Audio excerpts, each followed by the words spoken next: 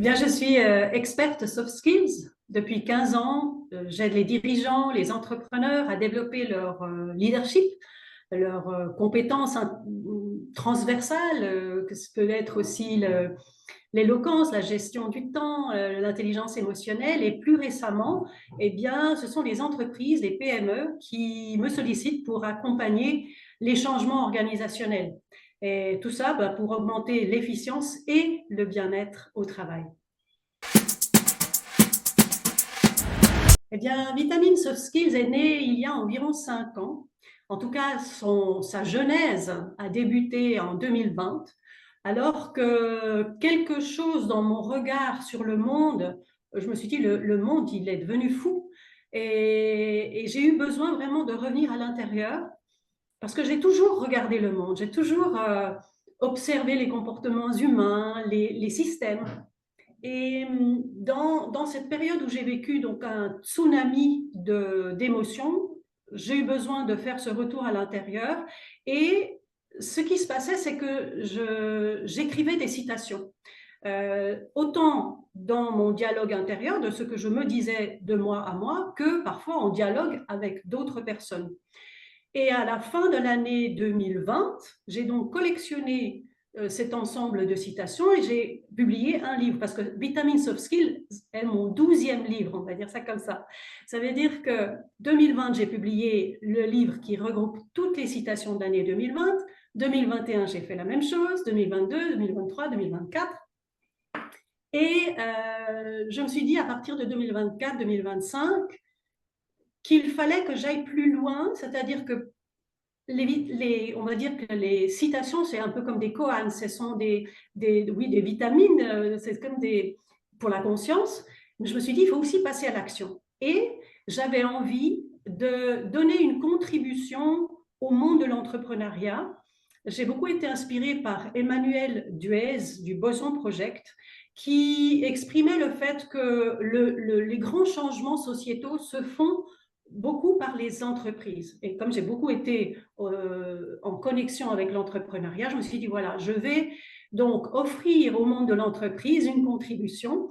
Et ça a été en fait la naissance de Vitamine Soft Skills, parce qu'effectivement, ça touche à 7 grands principes de l'entrepreneuriat, de l'entreprise, que sont comme par exemple la conscience de soi, les relations interpersonnelles, une vision systémique, la responsabilité, l'éthique, et puis la robustesse et l'accompagnement au changement.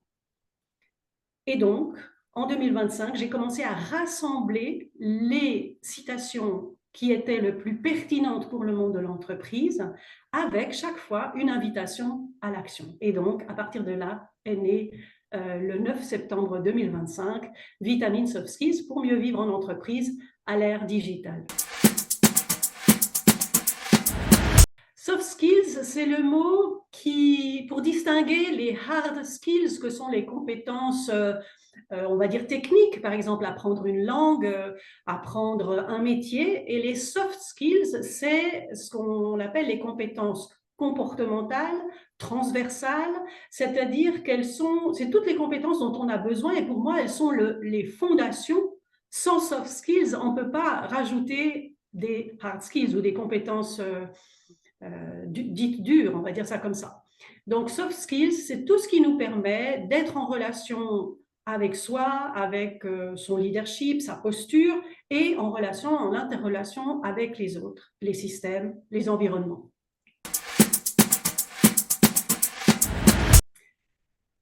Eh bien, je crois que c'est l'attention. À l'ère digitale, là où la plupart des gens sont hyper connectés à leur petit boîtier.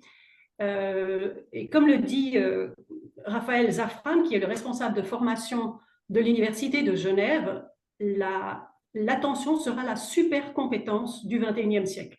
Celle qui sait être focalisé, être attentif, alors à partir de là, il peut vraiment apprendre tout.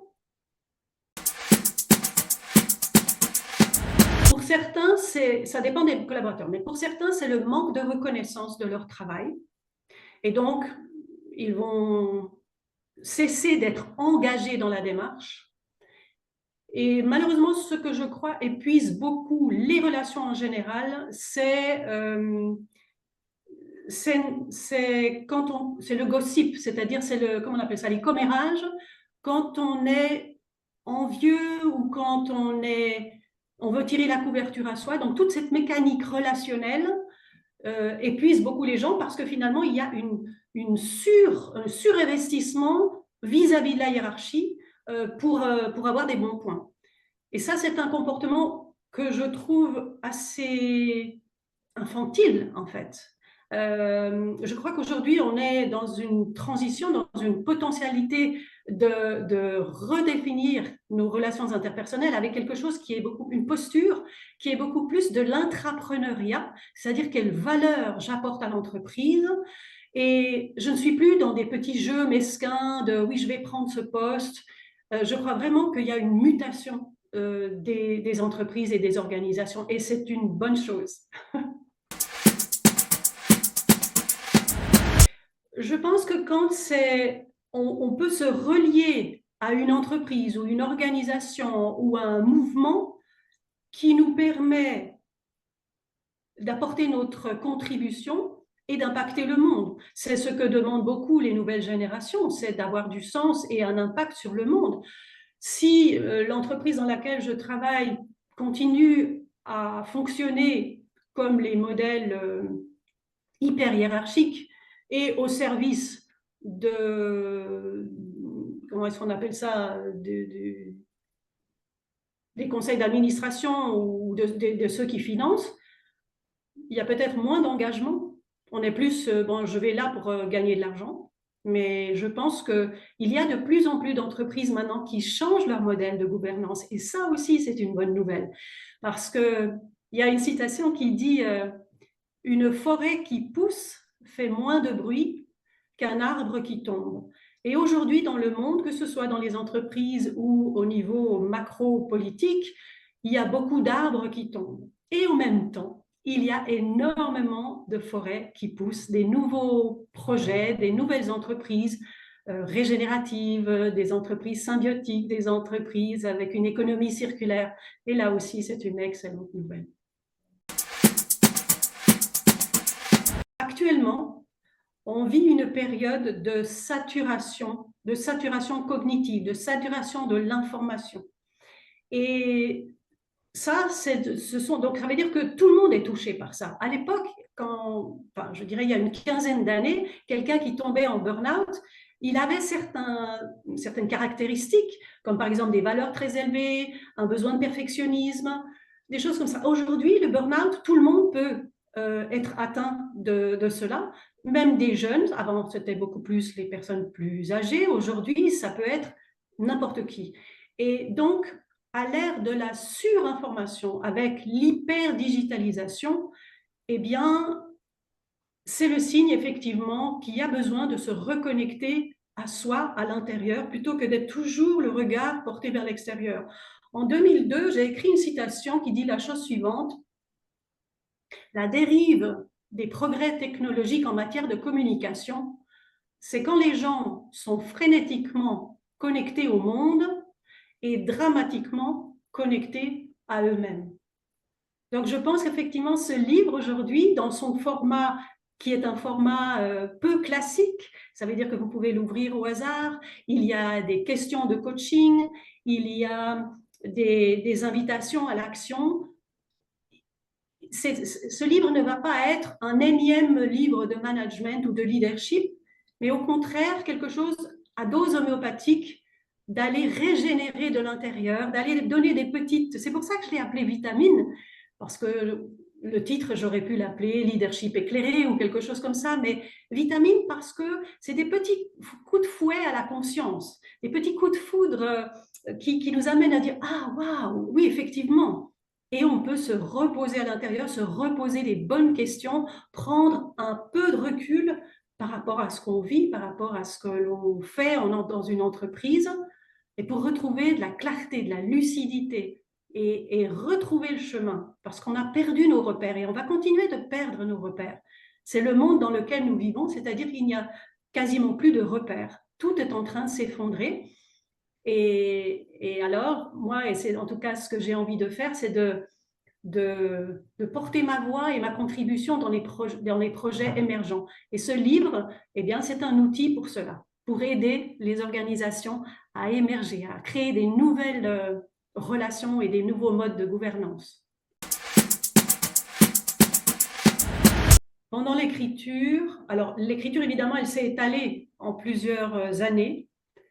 Je dirais que c'est la bienveillance pour ce que je vivais, tout en gardant les yeux ouverts, la lucidité de voir ce qui se passait dans le monde.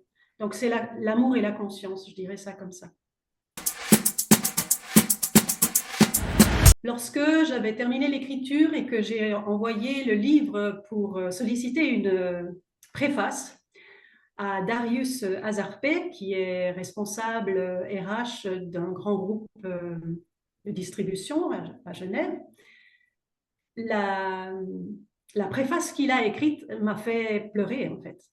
Tant il avait saisi l'essence de ce qu'est ce livre. Et ça m'a vraiment, voilà, ça m'a touchée aux larmes et je me suis dit, ben, le livre peut être compris. Voilà.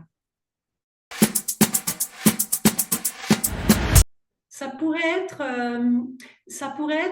un effet un peu waouh, ça pourrait être un éveil de la curiosité.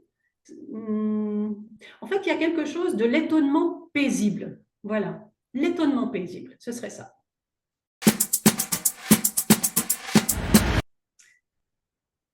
Je pense que ce serait le parfum d'une orchidée, parce que l'orchidée est la fleur qui contient les deux potentialités féminines et masculines. Mon livre, il a cet aspect-là, c'est-à-dire qu'il combine le cerveau et le cœur. Donc, ce serait l'odeur d'une orchidée. Je dirais le rouge. J'ai envie de dire le rouge parce qu'il a ce côté revitalisant. Il a ce côté de donner du sang neuf aux organisations, aux gens, pour les régénérer. Donc du rouge qui pulse, ça fait du bien, ça donne du peps. Eh bien, c'est une des citations du livre, c'est « La liberté, c'est de vivre sans notification ». Alors, d'une part, parce qu'il est urgent de ralentir, et parce qu'il est l'antidote au burn-out. Alors, il se trouve chez votre libraire et également chez l'éditeur thebookedition.com. Donc, il est en ligne sur différentes librairies online, chez votre libraire. Et puis, le plus simple, c'est thebookedition.com, l'éditeur.